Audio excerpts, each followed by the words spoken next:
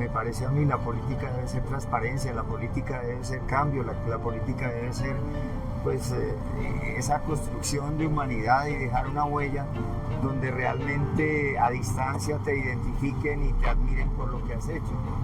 Sí, creo que tienes razón, porque nos han vendido que la política es todo lo contrario. Sí. Si tú le preguntas a un colombiano o colombiana qué es la política, te va a decir es corrupción, es rosca, Sí. es los mismos con las mismas, es violencia, todos son unos payasos. Y eso es dejarle la política a los que la conciben así. Te voy a contar una anécdota. En el Congreso, algunos congresistas me decían, ministra, como usted no es política, hay que acordarnos que el pacto está yendo a una consulta para elegir su candidato o candidata a la presidencia. ¿Quién define eso? La gente puede ir a votar. ¿Cuándo? El 26 de octubre. Y decidir quién quiere que sea la candidata o candidata a la presidencia del pacto histórico. Y los que perdamos o los que pierdan o los que no estén, pues solo puede quedar uno de los 7 o una de los 7.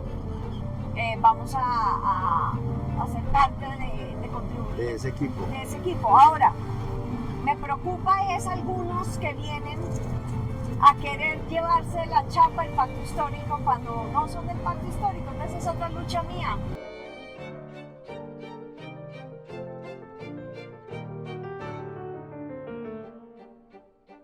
Abrazos y besos. Sí, ella es muy linda. Ah, Sí, ella y abrazadora. tiene una discapacidad visual, por eso la No tengo. digas, Sí, ¿verdad? no tiene un ojito. Pero ve por el otro. Sí, sí. Hacemos bastante ejercicio. Bueno, Susana, bienvenida al Pepe Móvil. Nosotros le vamos a dejar una huella bien pronunciada. Que Bueno. Pepe Mujica. Qué lindo. Estuvimos haciendo una tertulia con él Qué en la lindo. chacra de él, fue muy interesante. ¿En Uruguay? En Uruguay. ¿Fuiste hasta Uruguay con este carro? Sí, No recorrimos 10 países, sí señora. ¿Te fuiste con este carro? Sí, claro. Increíble. Sí, claro, recorrimos trabajando con diferentes comunidades. Entonces me gustaría mucho que nos comentara parte de lo que su merced es, de la líder que es en el medio ambiente, en el trabajo que siempre has hecho. Nos gustaría que nos contaras un poco de cada cosa para que pues, el pueblo colombiano se enterara de las buenas cosas que nos puedes dejar en este nuevo cuatrenio. Bueno, Sol se acomodó. Sí, ya queda muy cómodo. Ella ya está, quedó lista. Sí. Sí. Bueno, pues estoy acá un poco asombrada. Todavía estoy como aterrizando al contexto Sí. del Pepe Móvil. Sí. No el Papa Móvil, no, el Pepe Móvil. Pepe Móvil. Sí. Bueno, a ver, aterrizando. Con sol encima y todo. Qué pena. ¿No? Ella es un amor. Es un amor. Bueno, no, pues yo soy una mujer que ha estado muy comprometida desde joven, muy joven, con una pregunta vital y es ¿por qué la forma en que vivimos pues destruye la vida misma? Obviamente no me formulé esa pregunta de esa forma, pero sí siempre fui buscando una lógica de cómo podríamos vivir como sociedad, como humanidad, de una forma que no causara tanta contaminación, que no destruyera el agua, que no destruyera la salud de las personas y de la naturaleza. Y esa pregunta me llevó por muchos caminos de exploración y ha sido como una estrella que he seguido y es una pregunta fascinante más al ver que tenemos una crisis global. Y bueno, después de un viaje que hice casi de 9 años fuera del país, donde tuve la oportunidad de estar en muchos lugares, yo lo llamo mi viaje por el sistema, pues concluí que lo que hay detrás es una puja de poder que implica, por lo tanto, una lucha, y esa lucha concluí se debía dar en la política, y por eso me uní en esa época al Polo Democrático y empecé mi trasegar en la política. ¿Y por qué una lucha de poder? Porque necesitamos una masa crítica en la sociedad de ciudadanos, de comunidades que puedan cuestionar este modelo de desarrollo en el que estamos y que con el conocimiento también de la academia, de los saberes populares, la capacidad institucional de los gobiernos y el espíritu de lucha podamos buscar una forma de vivir que no genere lo que tenemos hoy: muchísima exclusión social, muchísima desigualdad y al mismo tiempo un límite físico del planeta. Esto implica que estamos destruyendo lo que nos da la vida misma y cada vez se acumula más poder en unos pocos. Entonces esa búsqueda pues me ha llevado a esta lucha política, a toda esta experiencia y también a buscar construir esa masa crítica y en un país que es increíble, que es maravilloso, que es bendecido. Es un paraíso. Que es Colombia, sí, exacto. ¿Y de qué manera, digamos, podríamos buscar esos hilos de conexión entre las diferentes comunidades para que ellos despertaran ese interés por el ambiente? Porque yo estuve trabajando en el Amazonas, en resguardos indígenas, y nuestros indígenas pues forman parte de la tala de árboles porque por X o Y razón, porque me di cuenta. Pero trabajé un año y en un año logré ayudarles a cambiar ese pensamiento y trabajamos y buscamos otras metodologías de hacerlo. Su merced, digamos, en su plan de gobierno tiene alguna estrategia de qué manera pues se puede llevar a la economía y se puede mantener también el medio ambiente. Sí, claro, primero tenemos que pararnos en comprender el país en el que estamos, Sí. su diversidad ecológica y su diversidad cultural. Y yo creo que hemos adoptado un modelo de desarrollo que niega eso. No es un modelo de desarrollo que construye sobre revitalizar la naturaleza y economías para la vida que revitalicen la naturaleza, que generen más salud y que generen más bienestar, sino que nos metimos hace 30 años en un proceso de economías extractivistas que por el contrario pasan por encima de la diversidad cultural y ecológica del país. Entonces, no es algo que nos vamos a inventar, sino algo que ya existe. Lo que pasa es que está acallado y por eso hablo de la masa crítica. En este país, en todas sus regiones, ya hay comunidades, ya hay personas, ya hay empresarios, ya hay emprendedores que están precisamente trabajando en esas alternativas. Ya hay en la academia conocimiento, investigaciones, en los institutos de investigación del gobierno.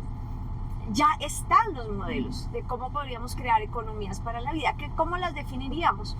Las definiríamos como una forma de inclusión social y de reproducción económica que no acabe con la naturaleza, sino que la regenere. Y esto está allí, pero está todo desarticulado. Está como las piezas de un rompecabezas, pero el rompecabezas no está listo para armarlo. Entonces, lo que nos proponemos, y creo que ese es el rol de la política, es convocar a todas esas piezas que están sueltas para armar ese rompecabezas y poder imaginarnos cómo sería, por ejemplo, desarrollar la bioeconomía, que es la economía de la biodiversidad. Solamente en la Amazonía, por ejemplo, tenemos 2.000 especies investigadas por el Instituto Sinchi, que en la forma como las reproduzcamos podemos regenerar la selva, generar inclusión de las comunidades, pero al mismo tiempo dar insumos para el desarrollo de industrias naturales en la cosmética, en la farmacéutica, en los superalimentos que necesita el siglo XXI.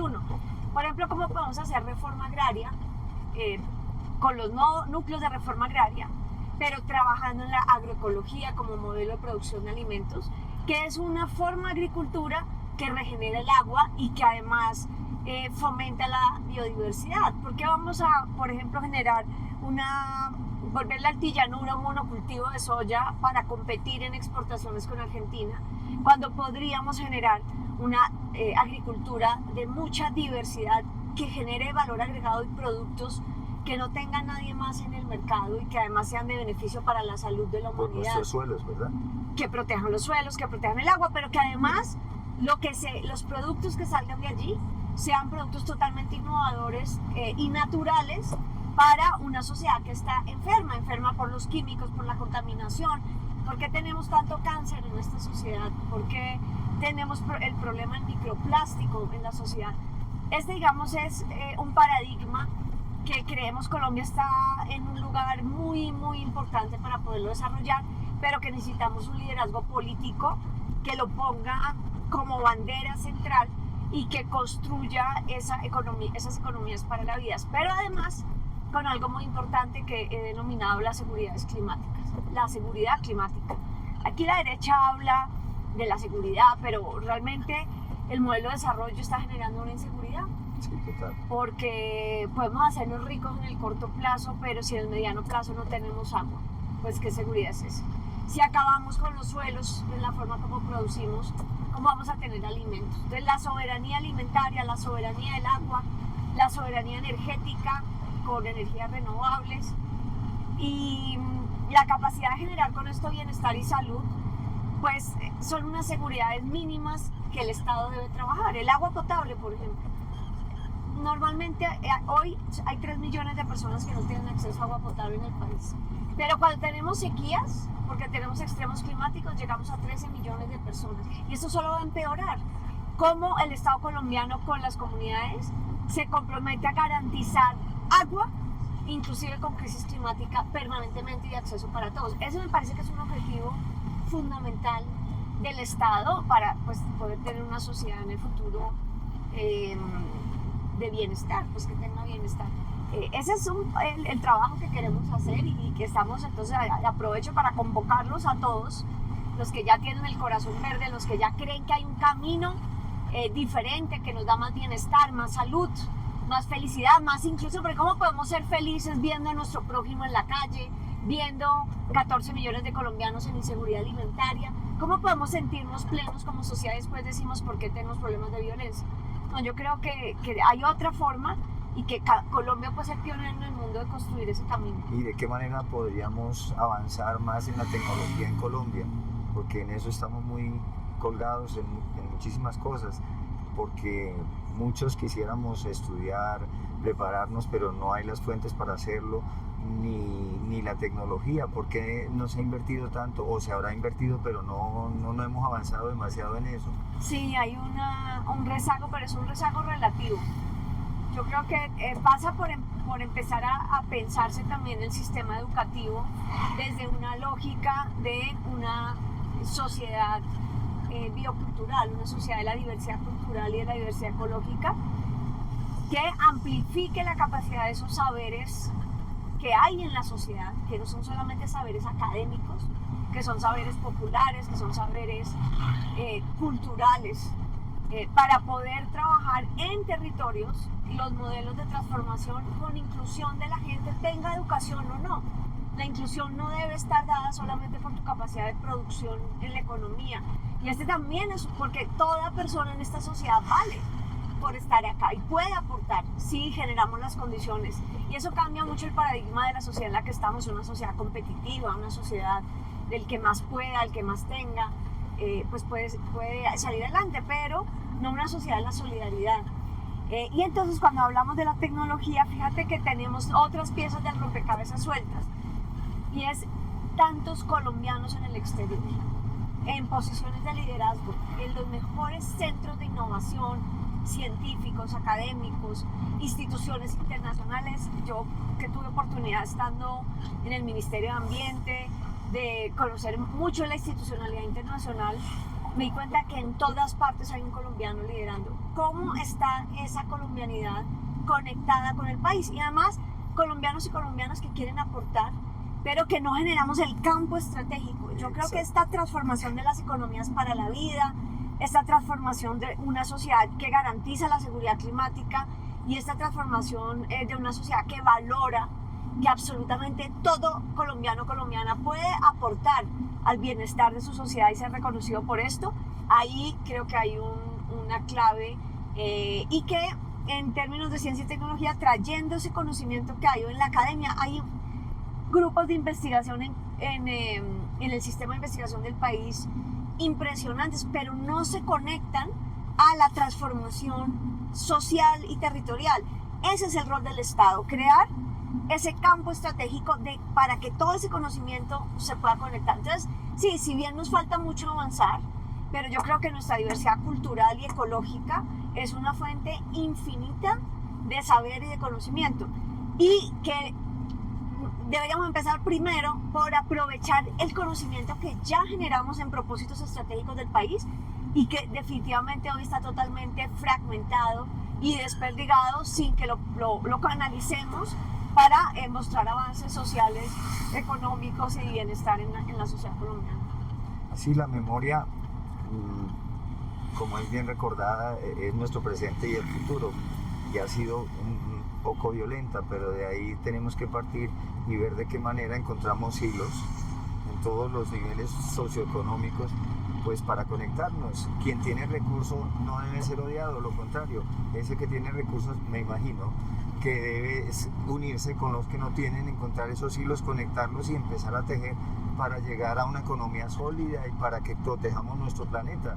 Sí, un tejido colectivo, un tejido diverso, un tejido donde se reconozca al otro por su valor como ser humano, como parte de esta nación, pero que se reconozca, porque también aquí parte de la exclusión social pasa por el clasismo, pasa por el racismo, pasa por la negación de lo que somos, una negación sistemática que viene desde las estructuras de la colonia y que pues se ha generado en el poder político y económico, y esa exclusión que es dolorosa, que genera violencia, es lo que tenemos que trascender, y yo creo que ahí el Estado y la política tienen un rol muy importante. Sí, definitivamente, digamos, el arte y la cultura y el cuidado al medio ambiente también debe unirse con la tecnología y seríamos una potencia, porque definitivamente yo vengo de un nivel socioeconómico cero, donde conocí zapatos a los 8 años y llegué a Bogotá. Amo Bogotá, es un paraíso de oportunidades y he logrado exponer en los 4 continentes, y la reina Isabel me hizo una mención por un trabajo que hice a un personaje barrial. Por eso digo que falta es que personas como su merced, que van a tomar el liderazgo en nuestro país y que ojalá llegaras a ser presidente, pudieras tener en cuenta ese tipo de cosas, porque ahí hay riqueza en todos los extremos, y de ahí es donde uno puede potencializar todo lo que somos como colombianos y como seres humanos. Porque es eso, porque hay un odio entre todos porque alguien tiene o el otro no tiene, es una estupidez, ¿no? Todos tenemos, yo trabajo con población con capacidad diversa y ellos apenas buscan una oportunidad, no quieren que les regalen nada, una oportunidad porque se han preparado para hacer algo. Entonces, desde el punto de vista que he trabajado con población que la han discriminado totalmente porque se han trabajado con salud mental, donde he demostrado que cuando a ellos también se les da la oportunidad pueden ser incluidos, depende del diagnóstico. De ahí parte todo, ese es un juego de ajedrez ahí donde todos somos fichas importantes. Claro, porque la dignidad humana pasa en el reconocimiento del otro. Sí, exacto. De que estás ahí y que vales. Y ese reconocimiento, esa capacidad de entender que todos pueden aportar y todas pueden aportar, realmente yo creo que disminuiría mucho los niveles de violencia. Hemos hablado en la propuesta de construir algo que hemos llamado territorios del cuidado, y básicamente son microterritorios siguiendo el trabajo que ha hecho el sector salud, tanto en la alcaldía del alcalde Petro como también ahora en la presidencia, de microterritorios de salud, pero ampliándolo a una conexión de territorios y redes del cuidado, donde pongamos en el centro el derecho y el deber de cuidar. Un derecho que tenemos todos. Cuidar es un privilegio porque es dar amor, y eso nos hace grandes. Y ser cuidados es también una necesidad humana fundamental. Entonces esos microterritorios, construyendo las redes institucionales, las redes sociales de solidaridad y reconociendo desde el Estado económicamente la capacidad de dar y recibir cuidado, puede generar que la sociedad tenga una base solidaria desde la cual se pueda partir. Y creo mucho ahí en el liderazgo de las mujeres, las asambleas populares de mujeres, no porque ellas tengan que ser las cuidadoras, porque creo que el cuidado nos corresponde a todos, tenemos que distribuirlo equitativamente, pero porque las mujeres tienen un liderazgo que yo creo que ha sido poco reconocido y necesita ese empoderamiento, inclusive para disminuir las violencias frente a las mujeres, que tampoco la violencia contra la mujer es una forma de no reconocimiento del valor de la mujer en la sociedad, de disminuirla, de ponerla por debajo. Por lo tanto, esa posibilidad del territorio del cuidado puede generar que desde los adultos mayores, que me parece también otro paradigma totalmente erróneo de la sociedad, que porque ya no puedes producir económicamente, entonces eres un traste viejo que hay que poner en una institución, abandonar, cuando los adultos mayores tienen mucha capacidad, conocimiento, sabiduría. Y fíjate que ahí podemos expandir el territorio del cuidado a la naturaleza, porque yo creo que cuidar la naturaleza colectivamente y solidariamente ayuda a generar esos lazos sociales. Entonces, cuidar los niños, cuidar los adultos mayores, generar las oportunidades de aporte de todos en la comunidad, comunitariamente saber quiénes son las personas que habitan nuestro microterritorio, quiénes necesitan cuidado, cómo lo podemos proveer de la mano del Estado, y cómo podemos asegurarnos todos colectivamente que todas las personas están bien y pueden aportar. Yo creo que ahí esa es la solidaridad como valor, que es un valor anticapitalista en realidad, porque el capitalismo lo que pretende es el individualismo, lo que pretende es la competencia, lo que pretende es los unos sobre los otros, y creo que eso no genera sino una sociedad violenta. Es verdad. En nuestro país, que es tan hermoso, tan diverso y tan lleno de buenas cosas, su merced, ¿qué opina de lo que está pasando ahorita con el señor Uribe? Más allá de un castigo o no, más allá de, bueno, lo que pase, es una vida que pasó, dejó, hay una memoria detrás de que finalmente lo que me corre a mí es como tristeza de lo que pasa, ¿no? Porque el dolor de otro no causa sino otro dolor, y finalmente los errores que cometió pues tendrá que pagarlos. Pero su merced, ¿qué opina? Bueno, creo que prueba que no, como la ambición rompe el saco, ¿no? Sí. Hay algunos dichos populares que nos ayudan a entender esto. La ambición rompe el saco, sale a buscar lana y sale trasquilado. Sí. Porque es precisamente pensar que uno puede ser parte de un círculo de la impunidad. Quiere decir esto que haga lo que usted haga, utilizando medios que no están en el acuerdo social, usted es impune, o sea, a usted nunca le va a llegar la ley o la justicia. Y esa es un paradigma muy peligroso que hay en Colombia, fomentado mucho por el narcotráfico, por la guerra, que aquí se vale pasar por encima de los demás para un propósito. Y eso genera una política muy corrupta, una política poco íntegra, y yo creo que hay que trabajar todos los días en construir una democracia con mayor integridad, con mayor sacrificio por el otro, con mayor valor y respeto por los demás, y un sistema de justicia que pueda hacer valer esas normas comunes. Y pues acá me llamó mucho la atención de este caso, que cuando ya empezó el proceso del 2018, las jueces fueron todas mujeres, y las jueces se pararon en el Estado Social de Derecho, no se dejaron intimidar, no dejaron que el proceso lo atrasaran, porque querían que el proceso expirara, y tiene una fecha de caducidad, y que expirara.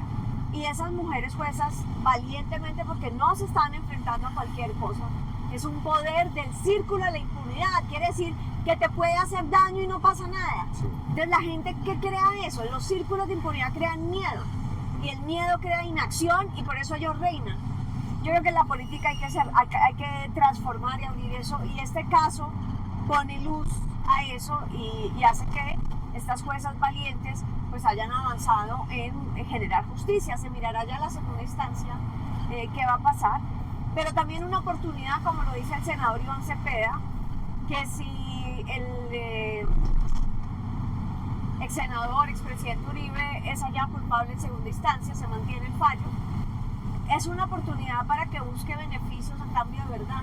Sí. Eso sería un aporte, genial, sí. porque debemos entender por qué pasa esta situación, qué es lo que el poder oculta, qué es lo que ha ocultado para mantener estos círculos de impunidad, y este dolor, estos gritos sordos del dolor que no se oyen cuando hay tanta injusticia. Sí, es verdad. La mujer es el ser supremo sobre la tierra, crea y procrea y quien creyó en todo mi proceso fue mi madre. Yo fui cuidador de ella 4 años porque ella quedó en convalecencia 4 años. Yo la cuidé como una bebé, le dio un infarto cerebral. Ya. Y tuve la oportunidad de cuidarla noche y día 4 años y fue muy bello porque pues ella era un poco fuerte, donde no permitía que la abrazara, y en esos 4 años lo pude hacer y nos amamos muchísimo. Entonces pues de esa manera yo respeto tanto a la mujer y creo en la mujer y sé que la mujer es muy firme en sus decisiones y muy acertada en cada cosa que hace, porque ellas tienen como una visión más amplia y más clara sobre las cosas. Entonces, pues, su merced, ¿de qué manera? Bueno, voy a preguntar algo. El señor Benedetti, pasó algo ahí y su merced tomó la decisión de retirarse. ¿Qué me puede decir sobre él? Bueno, esos son personajes precisamente del círculo de la impunidad. Sí. Y son personajes que me parece no ejemplifican una política íntegra. Yo creo que hay necesidad de una política íntegra. Y bueno, llega un momento en que la resistencia que uno puede hacer interna pues termina también dañando el gobierno y pues yo no era la presidenta, es el presidente Petro. Por eso creo que era mejor salir que terminar obstaculizando pues lo que el presidente quería avanzar. Entonces esas son decisiones que uno toma. El señor Benedetti me denunció por injuria y calumnia penalmente. Hace 8 días tuvimos la audiencia de conciliación a la que él no fue solo su abogado.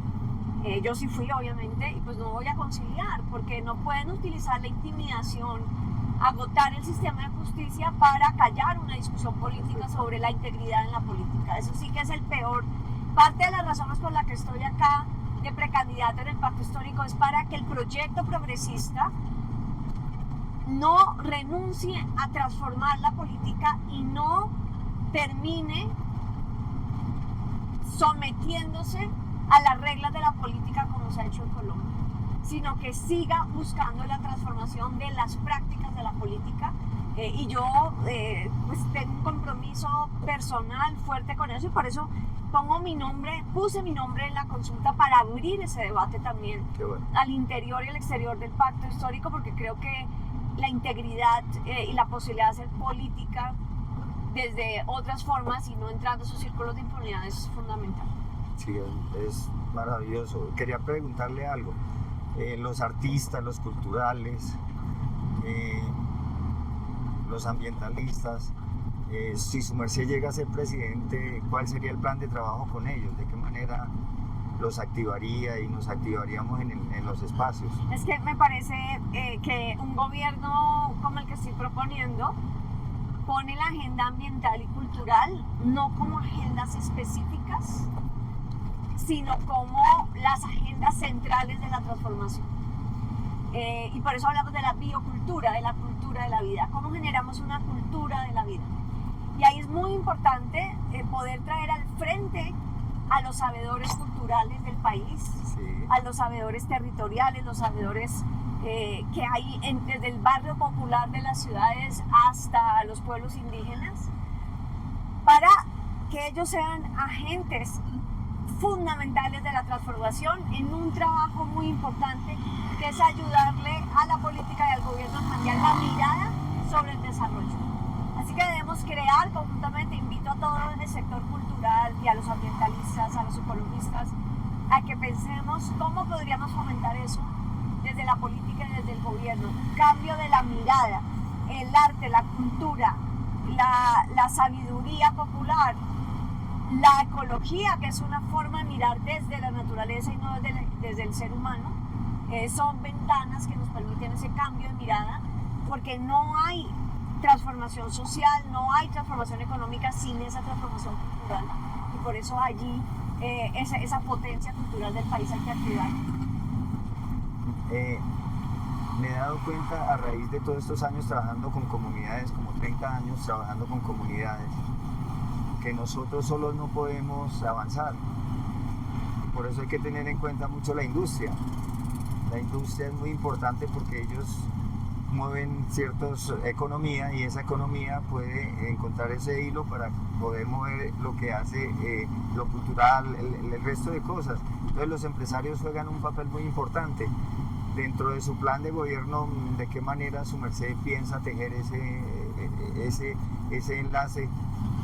Claro, las economías para la vida contemplan cadenas industriales, porque hay que precisamente cambiar la lógica de que nosotros exportamos materia prima a costa de nuestra diversidad cultural y ambiental para importar tecnología de afuera y ni siquiera el conocimiento. Entonces es un país que está endeudado permanentemente porque está exportando petróleo, está exportando carbón, deja los territorios arruinados, nadie paga después por eso. Y al final no desarrollamos nuestras propias capacidades productivas. Así que el presidente Petro ha empezado esa transición y en un gobierno bajo mi mandato, que sería un segundo gobierno del cambio, profundizaríamos eso en la lógica de industrialización. ¿Eso qué implica? En bioeconomía, cómo transformamos esos insumos valiosos de la biodiversidad en productos que puedan contribuir a la salud, a la alimentación, a la cosmética, a la farmacéutica. Necesitamos, la clave es mucho conocimiento, pero no conocimiento solo acá en la ciudad, sino conocimiento en el territorio. Y ya hay ejemplos muy interesantes en Colombia de que eso es posible y que podemos generar realmente unas industrias internas y externas muy poderosas alrededor de lo natural, alrededor de lo que busca la humanidad hoy, que es enfermarse menos, ser más saludable. Ahí hay ahora lo otro, las energías renovables. ¿Cómo podemos producir la energía renovable en Colombia? No importar la tecnología. Los paneles solares, por ejemplo, como una industria de manufactura, porque tenemos los minerales y porque podríamos generar esa industrialización. Entonces, la minería sí, pero en cadenas productivas de valor agregado y no simplemente para exportar los minerales y luego comprar la tecnología. La economía circular, que es una lógica industrial. Dejemos tanto extractivismo y busquemos la reutilización. Ahí hay que hacer alianzas internacionales porque se está buscando, por ejemplo, para las baterías de los vehículos eléctricos, cómo poder hacer el reciclaje y es alta tecnología, pero ahí es donde podemos hacer las alianzas internacionales precisamente y la economía circular de lo que nosotros consumimos y producimos, pero fomentada como una forma industrial de valor agregado en minerales, en textiles, en una cantidad de elementos que hoy se van a los rellenos sanitarios, generan graves problemas al agua, al suelo, y que podrían entrar en circuitos de reindustrialización que además pueden generar más empleo, pueden generar más capacidad productiva. Pero el conocimiento está, necesitamos la inversión y necesitamos la visión estratégica y la capacidad de traer actores a trabajar conjuntamente en esos procesos. Yo tengo una pregunta muy inquieta. Petro, el señor presidente, ha tenido cosas muy acertadas, bastantes, pero digamos dentro del círculo donde yo estoy, me dicen que él se basa mucho a la memoria y la tiene ahí, pero para el presente como que se queda simplemente en la memoria y no avanza. Su merced, ¿qué opina sobre eso? O sea, sobre el gobierno actual que está rodando. El gobierno ha sido un gran experimento, es el primer gobierno de izquierda en 200 años. Sí. Se encuentra con unas instituciones absolutamente neoliberales, con una burocracia que no entiende la lógica de cambio, con unos modelos súper asentados, con unas mafias dentro del gobierno también, dentro de las instituciones, unos círculos de corrupción muy fuertes, y busca en ese contexto hacer un cambio y mover la dirección del país hacia otro lugar. Se han capacitado nuevas generaciones de funcionarios de izquierda ahora, es muy importante, no teníamos esa capacidad. Y bueno, y el gobierno ha sido una lucha interna y una lucha externa. Pero a pesar de eso, creo que el gobierno ha generado buenos resultados, sí. Ha mostrado que esas transformaciones, esas transiciones no son imposibles y que por el contrario se pueden generar unas realidades económicas importantes. Por ejemplo, un gobierno que inició la reforma agraria y que ya lleva 500.000 de hectáreas compradas para entregarle a los campesinos, cuando el gobierno anterior entregó 32.000. Por ejemplo, un gobierno que ha logrado sacar 1.6 millones de personas de la pobreza y 2.5 millones de personas de la inseguridad alimentaria. Un gobierno que encontró la inflación en un 13% y la está entregando en un 4%, frenando el encarecimiento de la vida, pero que al mismo tiempo subió el salario mínimo significativamente año tras año por encima de esa inflación y generó que el mismo consumo de la gente fuera un motor económico. Es un gobierno que ha probado que muchos de esa ortodoxia que nos decía que si, por ejemplo, incrementamos el salario mínimo, generamos desempleo, pues no pasó porque estamos en el nivel de desempleo más bajo en 16 años. Sí, verdad. Entonces, fíjate cómo ha retado cuentos que nos han echado por años y años las élites económicas y las ha retado y ha mostrado que no es así. Ahora, hay retos en seguridad, sobre todo en el tema de extorsión, en el tema de los grupos de economías ilícitas en ciertos territorios donde además está la biodiversidad. Eso es un reto muy importante. Hay retos en avanzar realmente en el tema de educación superior y hay evidentemente retos en que la corrupción no termine erosionando muchos de los propósitos del gobierno del cambio. Sí, es verdad. Digamos, ¿de qué manera su merced invita a los jóvenes, a los abuelos, a las personas a que confíen en que con su merced va a tener un futuro por lo menos de inclusión, por lo menos de oportunidades, por lo menos que tengan la oportunidad de ir transformando su vida mientras están en este circuito de cosas? No, digamos, este gobierno del cambio ya dio un primer paso que fue la reforma pensional. Sí. Le va a dar 3 millones de ancianos un sustento básico que están hoy en pobreza absoluta. Eso es dignificar. Pero en los territorios del cuidado hay que incluir al adulto mayor, a las personas mayores, como personas valiosas en un reconocimiento de un rol activo. Y tenemos que trabajar para que esa cultura de que si no produces no vales, se transforme y los adultos mayores en Colombia sean un potencial para fomentar esa cultura de la vida. Yo creo que lo pueden hacer maravillosamente en los cuidados de la naturaleza, en el trabajo con los jóvenes y los niños, en recordar las memorias de sus territorios, en transmitir saberes culturales, en recordar sus aprendizajes de vida que las nuevas generaciones deben absorber hacia el futuro. Y ahí hay que hacer un programa que no sea solamente el de subsidios, que no sea solo el tema pensional, sino el tema de el adulto mayor en Colombia como una persona activa con oportunidades de poder contribuir a la sociedad y ser valorado y que además no desperdiciemos tanto potencial humano.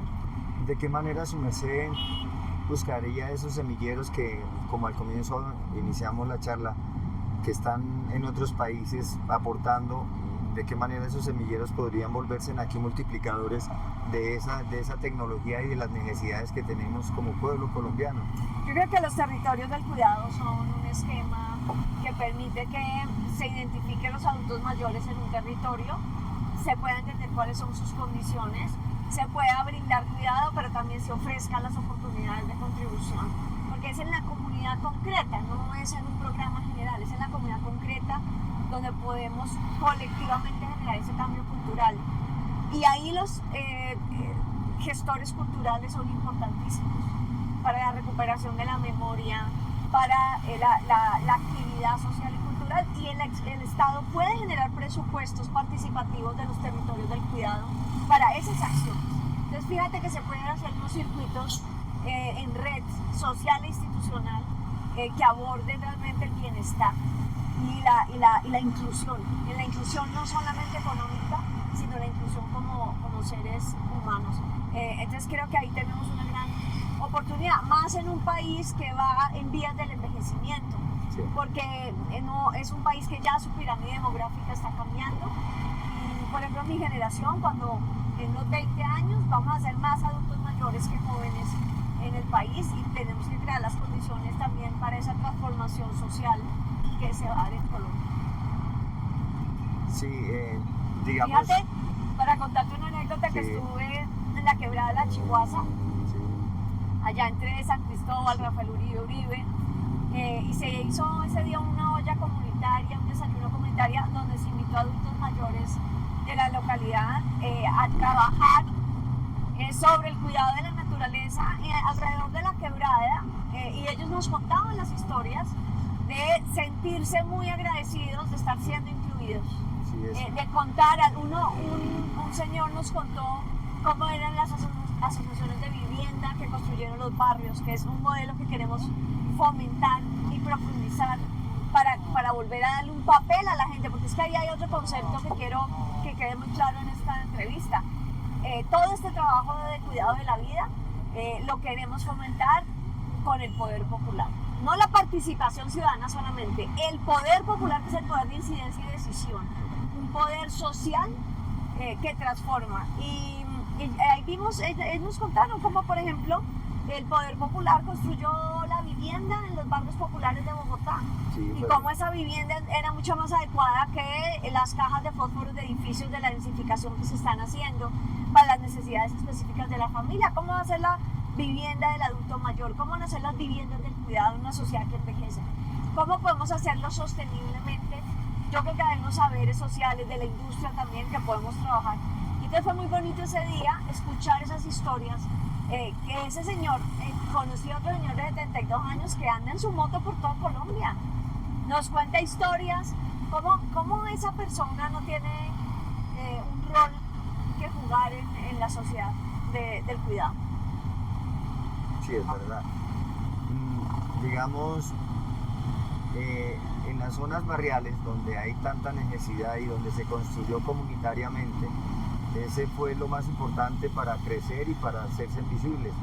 Las localidades de Ciudad Bolívar, de Kennedy, pues siempre han tenido las zonas periféricas de Bogotá han tenido ese lío, pero ellos mismos en el pasado contrataban un ingeniero para que le pavimentaran su frente y toda la cuadra se unía para pagar ese pavimento. Era así la construcción de... Era una minga. Sí, era una minga, la gente ahorraba, la gente ponía en colectivo.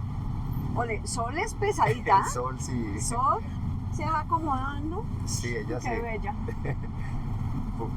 Sí, entonces de esa manera recuperar ese tipo de memoria para las nuevas generaciones también va a servir como economía finalmente, porque va creciendo y no solo esperan, sino que vamos construyendo entre todos. Así es. Entonces pues yo lo único que deseo es que lograra su objetivo y que una mujer por fin tomara las riendas de este país, para que pues haya un cambio también en ese aspecto, para que si algunos somos machistas dejemos eso a un lado y haya un equilibrio en todo aspecto, me parece a mí. Sí, creo que traer nuevamente a la política el valor de la integridad, el valor del coraje. No es fácil para una mujer ponerse enfrente en esta sociedad, y el valor obviamente también de la humildad. Sí. Que creo que debemos recuperar esa humildad frente a la naturaleza, frente a quienes somos, frente al otro. Y yo creo que una sociedad con humildad es una sociedad que construye seguridad, que construye paz, que construye solidaridad. Entonces creo que la política y estos roles de liderazgo son también para transmitir valores y para fomentar valores.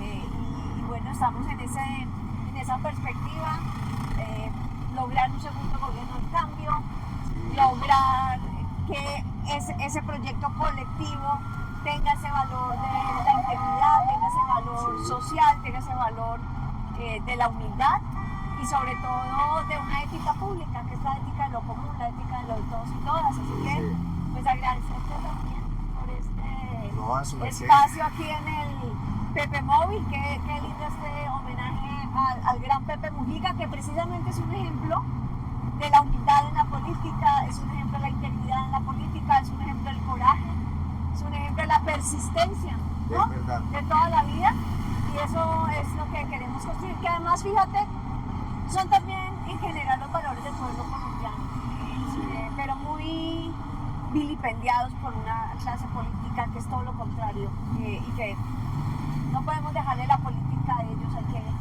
construirla entre todos. Sí, según parte de la biografía de Pepe, él donaba su salario, el 70% de su salario a las mujeres cabeza de familia y construían, como tú decías, Colectivamente. Sí, exactamente. Entonces, pues es un legado también que él nos dejó o que nos deja y que realmente es un político, que la política debe ser eso, ¿no?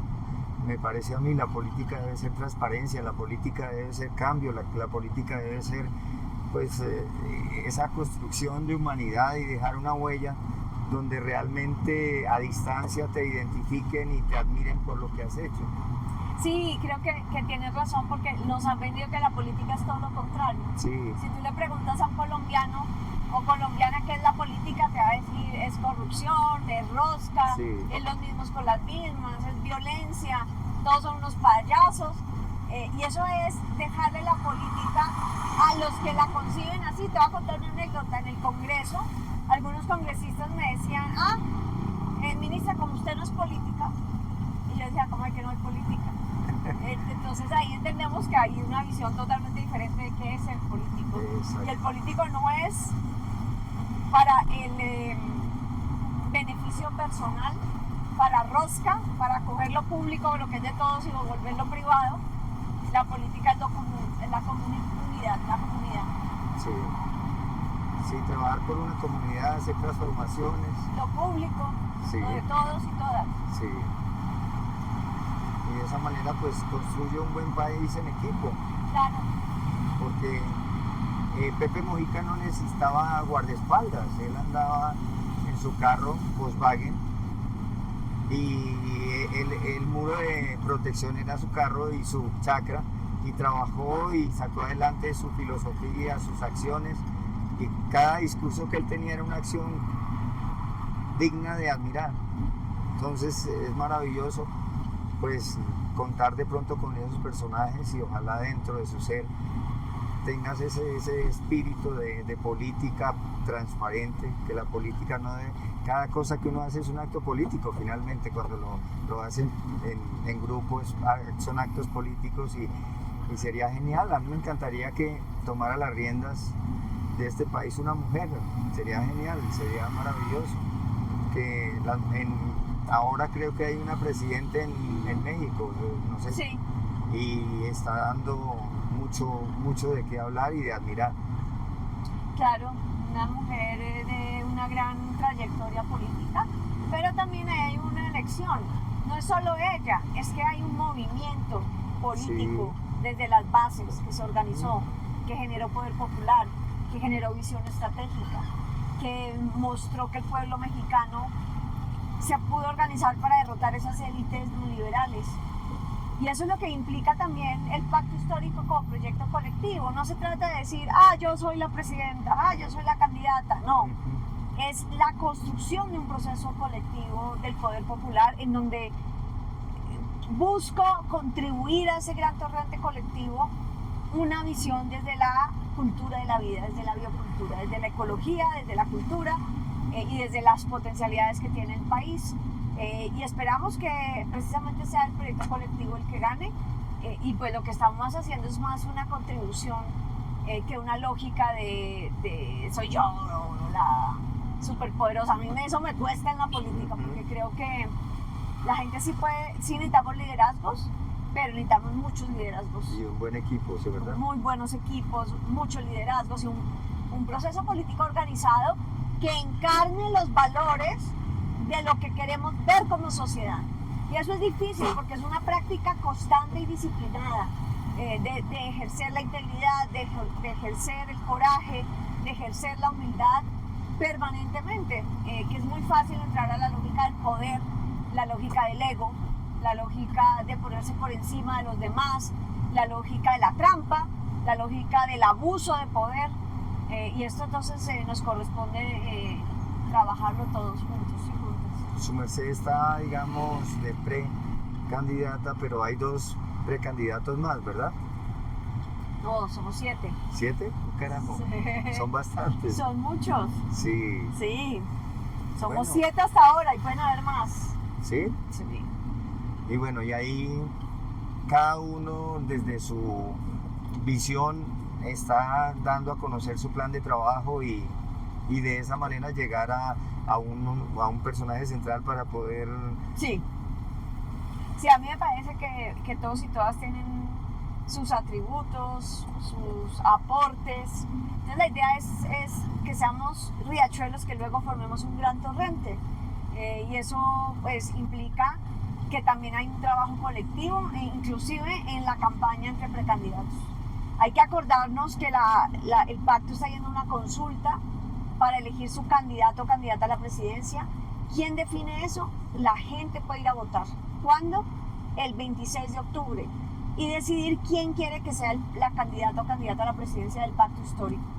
Y los que perdamos o los que pierdan o los que no estén, porque solo puede quedar uno de los 7 o una de los 7, vamos a ser parte de contribuir de ese equipo. De ese equipo. Ahora, me preocupa es algunos que vienen a querer llevarse la chapa del pacto histórico cuando no son del pacto histórico. Entonces es otra lucha mía, que la verdad ese candidato o candidata del 26 de octubre sea realmente una representación de la izquierda democrática, de la lucha popular, de la lucha social, y no terminemos en manos de caballos de Troya. Eso me preocupa. Y ahí también hace parte de las razones por las que estoy en esta campaña. Qué bueno, qué bueno. Sí, la idea es esa, ¿no? Apoyarlos en este momento de campaña y ustedes tener memoria cuando ya estén en donde puedan dirigir al país para poder seguir pues transformando nuestro país como queremos, ¿no?